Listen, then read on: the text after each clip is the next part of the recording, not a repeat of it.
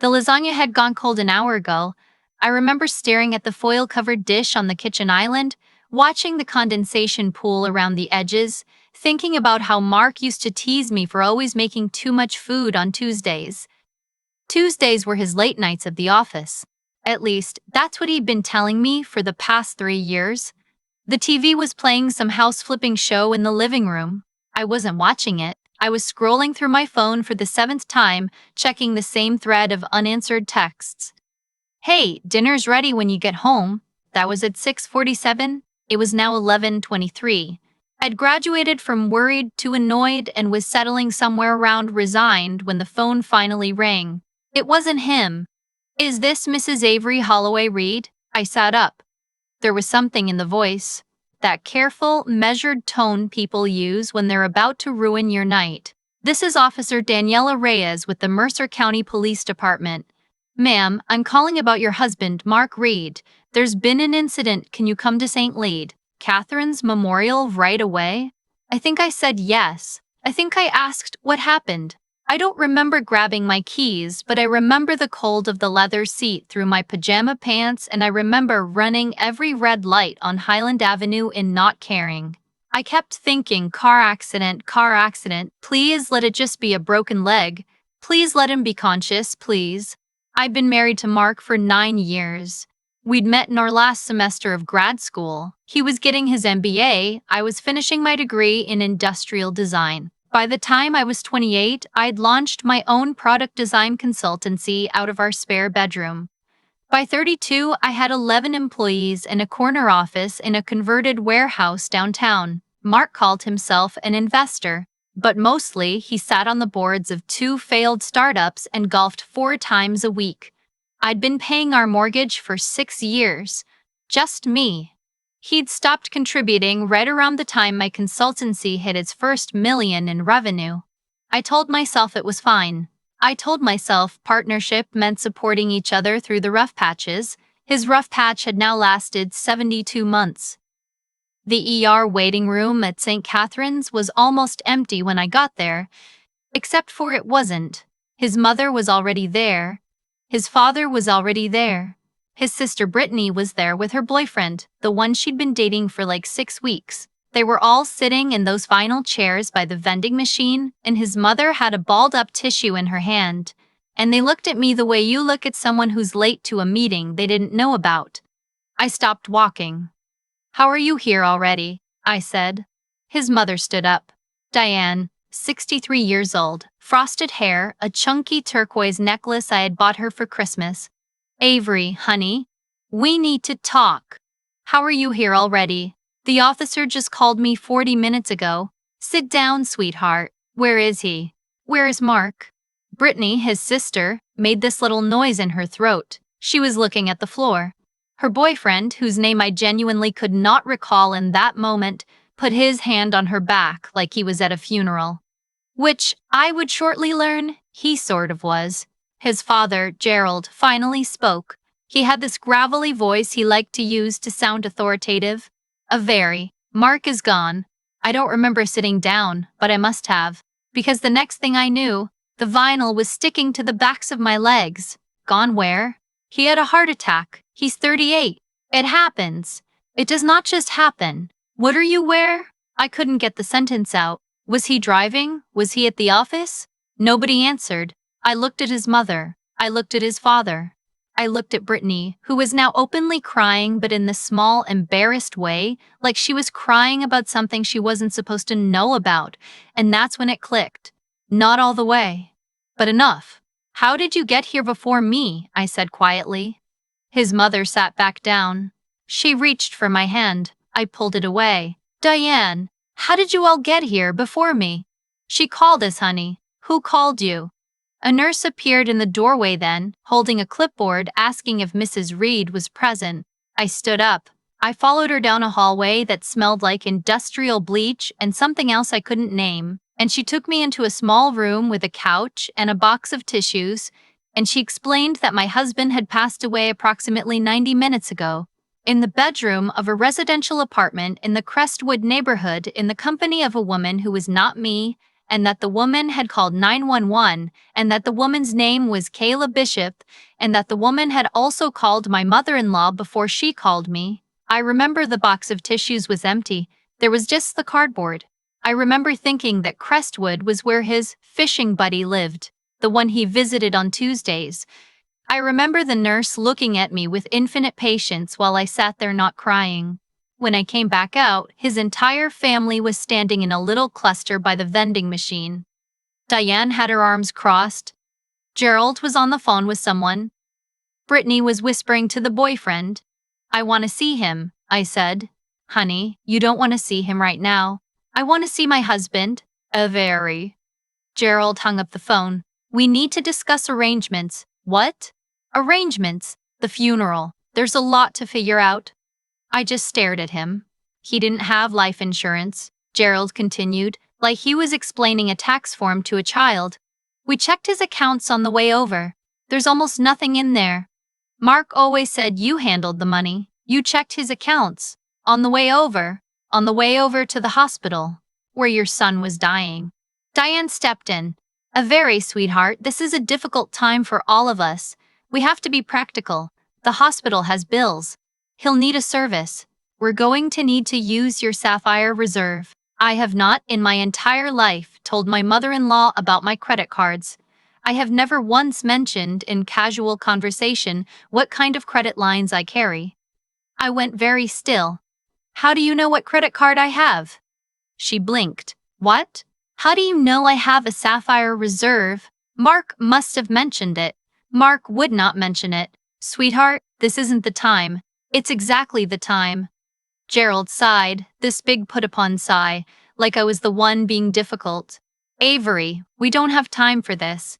The hospital wants a card on file. The funeral home needs a deposit. Mark mentioned to us last summer that you had a high-limit card for business expenses. He said you could put almost anything on it. We can sort out the details later, but right now we need to move forward." I want to be really clear about what I felt standing in that hallway. I was not in shock anymore. I had moved through shock during the conversation with the nurse, and what I was feeling now was something colder. Something that felt like a window opening in a room I'd been sitting in for years without realizing how stuffy it had gotten. My husband had been having an affair with a woman named Kayla. His family had known. His mother had been called before me. They had discussed my finances in the car on the way to my husband's deathbed. They were now telling me how to spend my money. "I'd like to see him," I said again, very calmly. "And then I'd like to go home. We can talk about the rest tomorrow." "Avery, we really should, tomorrow." I saw him in a side room. They had put a sheet up to his neck. His mouth was a little open. His skin was already starting to look like skin that belonged to a stranger, like he'd been replaced overnight by a wax version of himself. I stood there for a long time. I didn't cry. I kept waiting to cry, and the tears just wouldn't come. I thought about the lasagna on the counter at home. I thought about the Tuesdays. I thought about Kayla Bishop, whoever she was. I thought about Diane having her phone number. I didn't say anything. I touched his hand. It was already cold. I left the hospital at 2:30 in the morning. His family didn't follow me out. The next morning, my phone had 43 notifications. Most of them were from Diane. A few were from Gerald. One was from Brittany, an apologetic-sounding text that said, "I know this is so hard. Please let us help you through it." As if she hadn't sat in that waiting room and watched her mother demand my credit card while my husband was still warm, I called my attorney before I called anyone else. Her name is Renatna Costa-Vance, and she'd handled the incorporation of my consultancy 4 years ago. She picked up on the second ring. I told her in the flattest voice I could manage what had happened. She was quiet for about 10 seconds, and then she said, "Avery, don't sign anything, don't pay anything. Don't pay anything. Don't put your card down for any expense related to him until you and I have a sit-down. Can you come in this afternoon?" I said yes. Before I left for her office, I did something I hadn't done in 9 years of marriage. I went into Mark's home office. I opened his desk drawers. I opened his laptop, which he had never password protected because he had nothing he thought I'd look at. I found a lot. I found a lease in his name for an apartment in Crestwood, $3,200 a month. He had been paying it for 2 years and 4 months. The lease had Kayla Bishop listed as an occupant. I found credit card statements I'd never seen. 2 cards in his name only. One was maxed out at $27,000, the other was at $19,000. I found a notebook. He had written in it like a diary. I'm not going to repeat what was in there. I read 3 pages and closed it. I put it in a Ziploc bag because I had the presence of mind to think evidence. I found an envelope addressed to me, sealed, never sent. It had my maiden name on it. I didn't open it. I put it in the bag with the notebook. I found a printout of the sonogram. The date on the sonogram was from 11 weeks ago. Kayla Bishop's name was at the top. I sat in his office chair for a long time after that one. I just sat there. The morning light was coming through the blinds in stripes, and somewhere down the street a dog was barking, and I sat in my dead husband's office and held a sonogram of a baby I would never meet, who was apparently his. I did not cry then either. I think something inside me had quietly decided that I was done crying for this man. I went to see Renata at 1 in the afternoon. I brought the Ziploc bag. I brought the lease. I brought the credit card statements. I brought my own financial records, which I'd been keeping meticulously for the entire marriage because something in me had always known, on some level, that this story was going to need receipts. Renata flipped through everything in silence. When she looked up, her eyes had gone hard in a way I'd never seen on her before. She said. I want to make sure you understand your situation. The house is in your name only. Correct? Yes. The mortgage is in your name only. Yes. All bank accounts are individual. No joint accounts. Yes, he wanted it that way, weirdly. He said joint accounts were old-fashioned. I assumed it was a financial illiteracy thing. Now I think he didn't want me seeing what he was spending. The 2 cars. Both titled to me. He drove the Tesla, but I bought it. The consultancy. Entirely mine. Sole proprietor, S-Corp, no equity to him. She nodded slowly. Okay, here is what is going to happen. Legally speaking, his family has no claim on any of your assets. 0. Even if he had died intestate, which he did, his probate estate consists of whatever was in his individual accounts, which based on what you're telling me is approximately negative $46,000 in credit card debt. They are going to try to pressure you. They are going to try to guilt you. They are going to try to convince you that you owe them a funeral, a settlement, ongoing support. You owe them nothing. What about Kayla? She paused. The baby? If it's his and if she pursues it legally, she may have a claim against his estate for child support, which again is negative $46,000. She has no claim against you. Your assets are yours. Marital property in this state requires the property to be marital, and since none of your major assets are jointly titled, you're in an extraordinarily clean position. Whoever advised you to keep things separate did you a favor they probably didn't realize they were doing. I started laughing. It came out wrong, more like a cough. He told me he wanted them separate because it was old-fashioned. Well, Renata said dryly, thank God for sexism. By the time I got home that evening, my front door was open. Diane's car was in my driveway. Gerald's truck was parked behind it. There was a third car I didn't recognize, a beige sedan, and when I walked into my own living room, I found all 4 of them. Diane, Gerald, Brittany, and a woman I didn't recognize, sitting on my sofa. I stopped in the entryway. How did you get in? Diane stood up. Mark gave me a key, sweetheart. Years ago, for emergencies. This is not your house. We need to talk about the funeral. You let yourself into my house. Avery, sit down. I did not sit down. The woman on my couch stood up. She was maybe 26. She had long dark hair pulled into a low ponytail, and she was wearing leggings and a hoodie. And she was crying, the messy kind of crying, the kind you can't hide. One hand was on her stomach. You must be Kayla, I said. She nodded. You called my mother-in-law before you called me. She nodded again. I turned to Diane.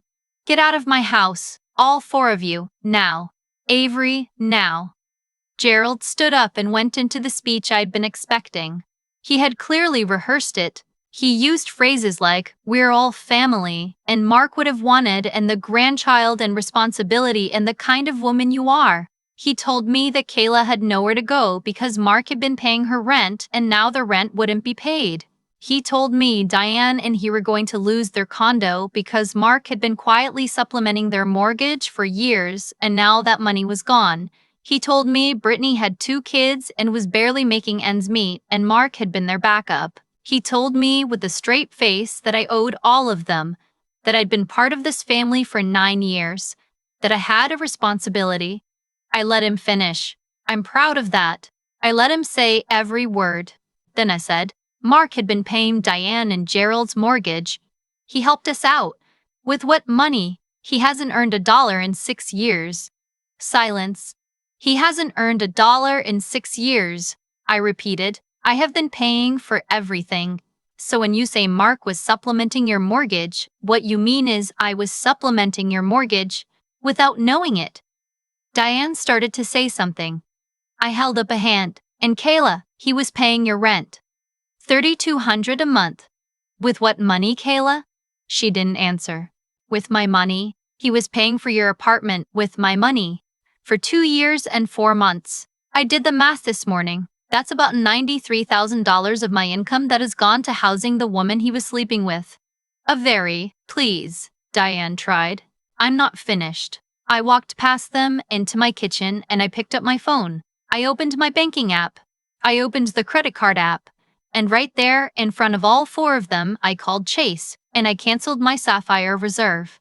I canceled the authorized user card that had Diane's name on it, the one I had set up 2 Christmases ago so she could buy gifts for the grandkids, which I had paid for, which she had apparently been using for groceries and gas and a vacation to Sedona last spring that I was only now connecting the dots on.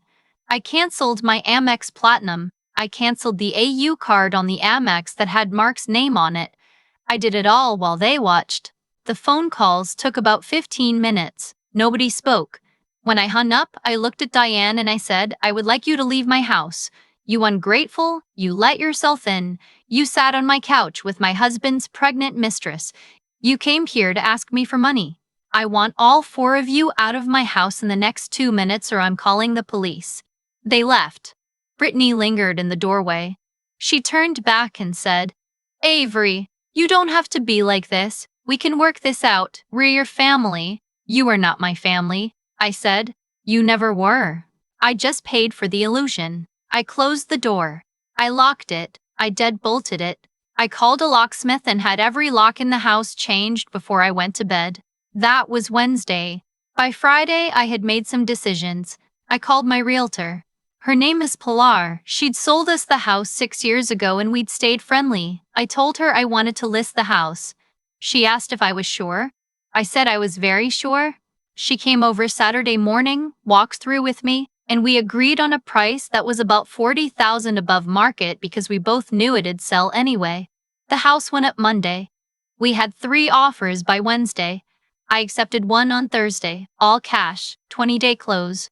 I didn't go to the funeral. Diane planned one. She called me twice to tell me when it was. I didn't pick up. She left voicemails ranging from pleading to threatening. Gerald sent a long email about decency and tradition. Brittany texted asking if she could come over to talk. I didn't respond to any of it. The funeral happened on a Saturday. According to a mutual acquaintance, about 30 people came. Diane wore a black dress with her chunky turquoise necklace. Kayla was there. Diane introduced her as Mark's friend. The acquaintance who knew exactly what Kayla was told me later that she stood in the corner the whole time and didn't speak to anyone. The casket was cardboard. The cheapest cremation option the funeral home offered. Because in the end, Diane had to pay for it herself and Diane apparently did not love her son enough to put him in real wood. I closed on the house 23 days later. I cleared just under $400,000 in equity. I put it in a money market account and didn't touch it. I moved into a 1-bedroom apartment in a building I'd had my eye on for years, a converted textile mill with exposed brick and floor-to-ceiling windows. It cost less than half what my mortgage had been. I bought new sheets.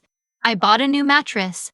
I threw out everything that had been in our bedroom. I kept 4 photographs from our wedding in a box in the closet because someday I might want to remember that I had loved someone once, even if it had been someone who didn't exist. The probate process was, as Renata had predicted, brutally simple. Mark died with negative net worth. His estate could not pay his debts. The credit card companies wrote off the balances. The Crestwood lease, which Kayla was on as a co-tenant, became her problem. The landlord evicted her 2 months later when she stopped paying. I know this because Brittany emailed me about it, asking if I would help. I did not respond. Diane and Gerald lost their condo 6 months after the funeral. They moved into a rental, then into Brittany's spare bedroom. I heard about all of this through the grapevine. I did not feel triumph. I did not feel sadness. I felt a kind of clean, cool space where the obligation used to be. Kayla had the baby, a little girl. I was told she named her after one of her own grandmothers, not after Mark. I think about that baby sometimes. She's the only innocent person in this entire story. I hope someone is loving her well. It took me about 8 months to start feeling like a person again. I went to therapy twice a week for the first 6. I worked a lot. The consultancy grew. We hired 3 more people. I redesigned a kitchen appliance for a client and it won an award, and I cried at the ceremony, which was the first time I'd cried about anything since the night at the hospital, and I wasn't even crying about Mark. I was crying because I had done a good thing on my own, and there was no one at home waiting to be unimpressed by it. A year after Mark died, I got a letter in the mail. It was from his envelope, the one I had found in the Ziploc bag, the one with my maiden name on it, the one I had never opened. I had moved it from apartment to apartment without thinking about it. I opened it that night with a glass of wine because I figured a year was long enough. It was a draft. He had not finished it. The first paragraph said he was sorry. The second paragraph said he was sorry. The second paragraph said he had made mistakes. The third paragraph said he was going to fix everything. The fourth paragraph trailed off in the middle of a sentence. There was no date. He might have written it the week before he died. He might have written it 3 years ago. I read it twice. Then I tore it into pieces and dropped them in the trash, and I poured myself another glass of wine, and I sat on my balcony in the dark, watching the lights of the city flicker on, and I thought, this is my life now. This quiet apartment. This work I built with my own hands. This silence that doesn't have anyone hiding in it. A few weeks later, I went on a date for the first time in 11 years. He was a structural engineer named Jonas. He was kind and unhurried, and he asked me a lot of questions and didn't talk about himself unless I asked. We went to a small Italian place near my office and shared a bottle of Barolo. He walked me to my car. He didn't try to kiss me. He asked if he could see me again. I said yes. I'm not telling you the rest of that story. That one's mine. But I want to tell you this. If you're listening, if you're sitting in your own version of my kitchen with cold lasagna on the counter and a phone that won't ring back, the people who love you do not call your mother-in-law before they call you. The people who love you do not make you the silent investor in their lives without telling you. The people who love you do not sit in waiting rooms before you arrive, with their hands already out. I spent 9 years thinking partnership meant carrying someone. It doesn't. Partnership means walking next to someone in the same direction at the same pace. And if you find yourself the only one walking, the kindest thing you can do for both of you is stop. Put down the load, look around, see where you are, and then, when you're ready, walk somewhere else. I'm walking somewhere else now. It's quieter here. I like it. I think a lot about the woman I was before that phone call, the one who made too much lasagna on Tuesdays, the one who let her mother-in-law unwrap a turquoise necklace every Christmas and tell herself it was love, the one who paid the mortgage alone for 6 years and called it partnership because that was easier than saying the word she was afraid of, which was foolishness. I am not angry at that woman. She was doing her best with the information she had. But I see her now the way you see a younger sister who is about to make a mistake, and I want to reach back through time and shake her shoulders and say, look around. Look at who is taking. Look at who is giving. Notice the math, because there is a math to a life. There really is.